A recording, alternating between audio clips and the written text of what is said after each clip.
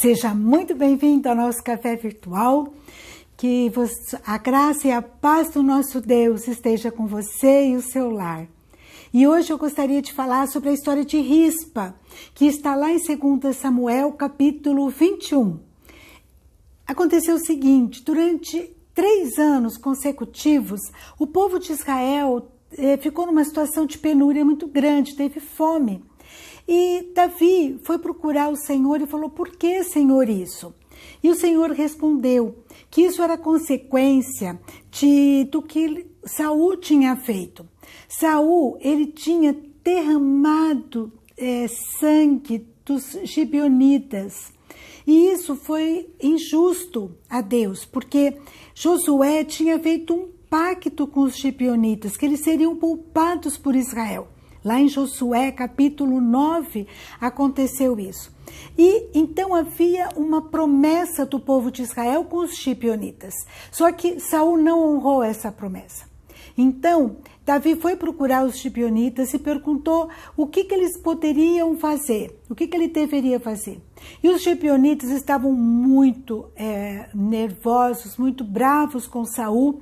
Então ele disse assim: olha, nós queremos que você mate, que você enforque 7 filhos de Saul, do rei Saul.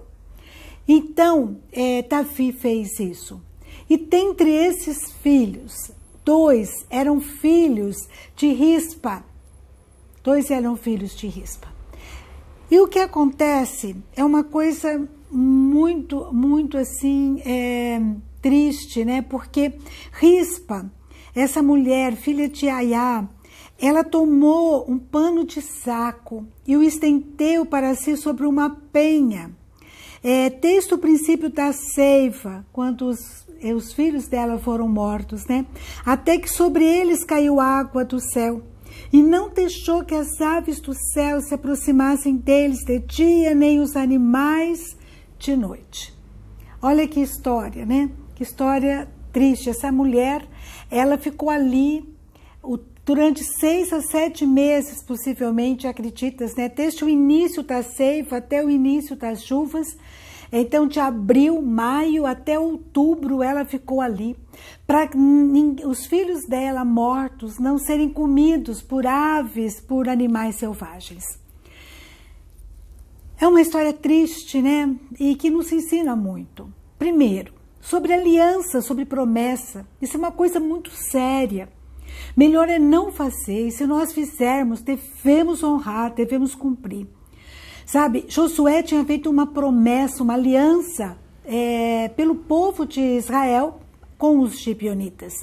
E Deus, ele leva muito a sério isso. E nós temos que, nos dias atuais, há um menosprezo muito grande por alianças. Não tem mais aquele fio do bigode, falou, né, a pessoa promete, ela cumpre, não existe isso. Há um desrespeito pelas alianças, pelos sentimentos, pela propriedade do outro, né? Nós temos marcos antigos sendo mudados, a injustiça com os órfãos, com os viúvos, né? Com as viúvas, e isso é muito sério na presença de Deus. Deus abomina rompimento de aliança, seja o divórcio, seja a corrupção, seja infidelidade, seja deslealdade. Deus fala assim lá em Malaquias: cuidai de vós e não sejais infiéis. Deus não admite mudança de marcos antigos, de alianças que foram feitas, de promessas que foram feitas. Como nós precisamos tomar cuidado, né, com a nossa maneira de falar, com aquilo que a gente promete às vezes com os filhos, com as pessoas, né? É muito sério isso. Tipo assim, uma vez nós estávamos lá em casa e uma menina não queria ir embora, ela queria ficar lá em casa. E já era tarde da noite e a mãe não conseguia fazer a menina ir embora. E a gente ia, a mãe e eu, com nossos filhos, iríamos viajar no dia seguinte. Mas a mãe, para a menina ir embora, ela pegou, mentiu: amanhã a gente volta aqui. Eu fiquei tão triste de ver aquilo, uma promessa mentirosa. Então ela promete, não iria cumprir, porque ela sabia que nós não estaríamos ali. Em segundo, uma mentira. Como é difícil, como nós temos que ser cuidadosos, né, naquilo que a gente fala. né? A gente vai, conforme a gente fala, promete, não cumpre, vai perdendo crédito. Olha, me empresta esse livro que eu, na semana que vem eu te devolvo. Devolve nada, nem a semana que vem, nunca mais. Né? Como é feio isso na presença de Deus. Não é nem só feio, mas Deus, ele abomina esse tipo de atitude. Deus me livre, a mim e a você, de fazermos isso, né? Louvado seja Deus, né? Porque a gente tem que ter temor e tremor, cuidado com aquilo que a gente faz. Mas o que consola nosso coração é que nós podemos chegar na presença de Deus e pedir perdão e a graça dele nos acolhe. Mas nós precisamos realmente nos arrependermos de promessas que nós fizemos e não cumprimos. Que Deus nos ajude, que Deus nos perdoe, né? E que faça de nós pessoas mais consequentes, né, mais responsáveis naquilo que promete. Então, primeira coisa, aliança, promessa é coisa muito séria. Cuidado. Segundo, a dor revela a essência do caráter. Aquela mulher, né, aquela rispa, ela mostra um caráter celoso, ousado, um amor, naquele sol escaldante, né, aquele momento tenso de violência, de medo, ela fica ali, ao invés de ficar murmurando, reclamando, olha que injustiça, mataram meus filhos, ela fica ali, uma mãe que homenageia seus filhos mortos. E eu fico pensando em nós, o que nós temos feito com os jovens, vivos, regenerados por Deus, que a gente faça um clamor preventivo por eles, como Jó orava pelos seus filhos nas madrugadas. Essa noite eu acordei de madrugada e comecei a clamar pelos meus filhos, pela minha nora, minha neta, clamar a Deus pelos jovens, né? Que nós possamos pedir a Deus misericórdia, um clamor preventivo, mas que nós possamos também fazer um clamor curativo, pedir a Deus cura, pedir a Deus libertação de tantos jovens que estão vivendo em vícios, em imoralidade, em descrença, que a gente faça um clamor preventivo, mas também um clamor curativo pelos nossos jovens que estão mortos pelo pecado. Assim como aquela mãe, os jovens ali mortos, seus filhos mortos, ela fica durante 6, 7 meses ali para que as aves de rapinas não comam aqueles cadáveres. O que nós estamos fazendo com nossos jovens fisicamente vivos, mas mortos para o pecado? Que nós possamos acordar, né, lutar, inculcar nos nossos jovens os princípios eternos, para os nossos filhos, né? Cuidar dos amigos, dos sites que eles visitam, lutar em oração para que aves de rapina não se aproximem e removam marcos de valores eternos que a gente tem inculcado nos nossos jovens. Vamos orar, que sejamos mães, pais responsáveis, que sejamos cidadãos, cristãos responsáveis pelos jovens, né, que andam por aí. Alguns ainda não aceitaram, não receberam Jesus no seu coração, estão mortos. E nós possamos clamar por esses jovens, que nós possamos clamar pelos jovens que aceitaram a Jesus. E que nós possamos pensar que atitudes singelas podem beneficiar toda a terra. Davi, ele fica tão admirado com a atitude de Rispa, que ele eleva aqueles ossos, né, os cadáveres, né, dos enforcados, para serem sepultados junto com Quis, o pai de Saul. Está lá em Samuel 21, 2 Samuel 21, 14. E é muito lindo porque diz também no final desse texto que depois disso Deus se tornou favorável para com a terra. A gente não sabe o que foi o motivo da satisfação de Deus. Será que foi a justiça praticada pela aliança não cumprida? Ou foi porque Deus ele se agradou da atitude de Rispa, né, ali, aquele zelo, aquela homenagem que ela fazia para os seus filhos, ou de Davi ao levar os mortos para serem enterrados numa sepultura do pai do rei Saul.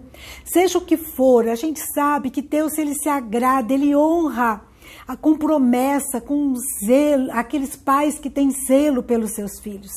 Moisés, ele viveu, houve uma intervenção de Deus, mas a sua mãe teve a iniciativa, né? Possivelmente dirigida por Deus, de levar aquele bebê num bercinho feito num cesto que ela fez ali no Rio Nilo. Deus honrou aquela mãe. Deus não está alheio à dor de uma mãe, de um pai, de um cônjuge, que estão passando por lutas, por dificuldades. Ore, clame a Deus, envolva Deus na história dos seus filhos, da sua família, dos jovens da igreja, dos jovens que perambulam nossas ruas, né, que passam pelas nossas casas, porque estudam aqui perto, na faculdade, mas que ainda não conhecem a Jesus como Senhor e Salvador e muitas vezes estão presos, amarrados em drogas, em problemas, em imoralidade, né? Que Deus esteja falando ao meu e ao seu coração. Que lancemos a Ele um clamor preventivo e um clamor curativo, pedindo a Deus que cure nossos jovens que estão perdidos, né? Que traga cura, vida para eles. E aqueles nossos jovens que estão firmes na palavra, que Deus fortaleça e os mantenha firmes na fé. Em nome de Jesus. Vamos orar? Senhor meu Deus, eu quero colocar na Tua presença, Pai, a nossa gratidão pela Tua palavra que nos ensina tanto, Pai. Obrigado pelo que Rispa nos ensinou há tantos séculos atrás. Nos ensinou, Senhor, a estarmos firmes, Senhor, lutando pelos nossos familiares, Pai. Mesmo que eles estejam passando por lutas, por dificuldades, que possamos clamar na presença do Senhor por cura, por alegria, por vida, Senhor, por vida que o Senhor promete, plena, Pai. Pai, também nós aprendemos o quanto é importante a gente cumprir promessas, quando o Senhor valoriza a aliança, como nós temos que ser cuidadosos, Pai, celosos naquilo que a gente promete e celosos no cumprimento dessas promessas. Ajuda-nos, Senhor, e perdoa, Senhor, se algum dia nós fizemos promessas e não cumprimos, Pai. Tenha misericórdia e nos perdoe, Pai. E nos perdoe e nos ensine, Pai, a sermos responsáveis nas nossas atitudes, na nossa maneira de agir. Não só, Senhor, quando as coisas vão bem, mas também na dor, que possamos te agradar, Senhor, a fazermos coisas que agradam ao Teu Santo Espírito. Pai, entregamos a vida de cada pessoa que está nos ouvindo nas Tuas mãos. Que cada um possa pensar alguma aliança, alguma promessa que foi feita e que precisa, Senhor, ser pensada, repensada. Precisa voltar atrás e refazer, Senhor, cumprir aquilo que foi prometido. Alguém que precisa estar orando por filhos, por netos, por familiares, por amigos, até estranhos, mas que estão carecendo da tua intervenção, da tua cura, da tua proteção. Que possamos fazer isso hoje, Pai. Que estejamos responsáveis, tenhamos o coração sensíveis à dor das pessoas que nos cercam. Eu te peço isso, Pai, em o nome de Jesus. Em nome de Jesus, que nos lavou e nos purificou de todo pecado. Amém, Senhor. Amém. Um grande abraço para você e para o seu lar. Pense nisso. Vamos sermos intercessores junto a Deus. Até a próxima, se Deus quiser.